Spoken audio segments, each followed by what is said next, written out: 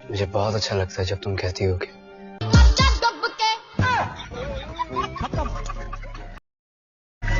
सुना ना, एगो चुम्मा दे देबू तो जियरा जुड़ा जाई। भाग जो ना तो 2 मिनट में थुथुर तुरा जाई।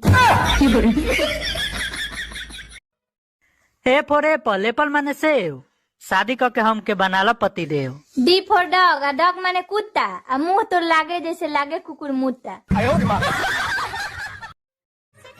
जब देखा हमेशा मोबाइल में लागल रहती है, खाली चैटिंग पर, ना सुधर बेरे। काहे खिसिया तनी हमर सोना, तनी हई पढ़ के त बताई का लिखल बा। चीटिंग करने से रोका तो पत्नी ने तोड़ डाले पति के 3 दांत।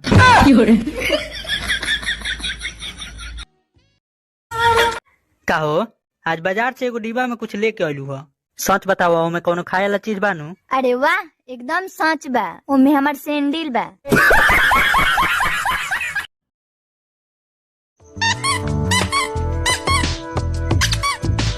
का रे, माने हम इतना खराब बानी कि ताकतो नहीं खी? ना ते खराब तो नहीं खीस। तो दिक्कत का बा?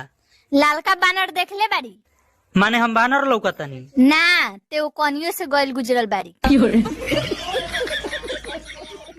अरे बेवजह बिना बात की मुझे परेशान करती रहती हो। मुझे परेशान करके तुम्हें क्या मिला? अब जाके आया मेरे बेचैन दिल को करार।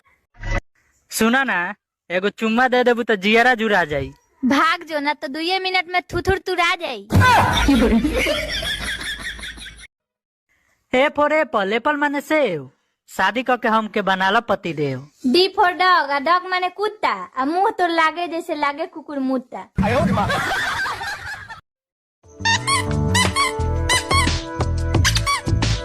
का रे, माने हम इतना खराब बानी कि ताकतो नहीं खी? ना ते खराब तो नहीं खीस। तो दिक्कत का बा? लालका बानर देखले बारी? माने हम बानर लौकतनी? ना, ते वो कनियो से गइल गुजरल बारी। जब देखा हमेशा मोबाइल में लागल रहती है, खाली चैटिंग पर, ना सुधर बेरे। काहे खिसिया तनी हमर सोना, तनी हई पढ़ के त बताई का लिखल बा। चीटिंग करने से रोका तो पत्नी ने तोड़ डाले पति के 3 दांत। आज हमार क्रिया खो, एकदम सच सच बताई है। नैहर में कौ गो लड़का से बतियाइले बारी? बतियाए के कहा तरह एक बार भागलो रहल। क्या आप बता सकते हैं कि प्यार में ज्यादा लड़का धोखा देता है या लड़की? बोलिए।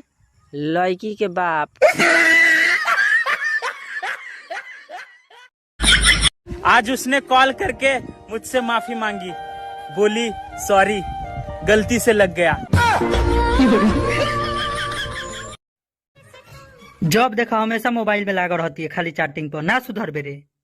काहे खिसिया तनी हमर सोना, तनी हई पढ़ के त बताई का लिखल बा। चीटिंग करने से रोका तो पत्नी ने तोड़ डाले पति के 3 दांत।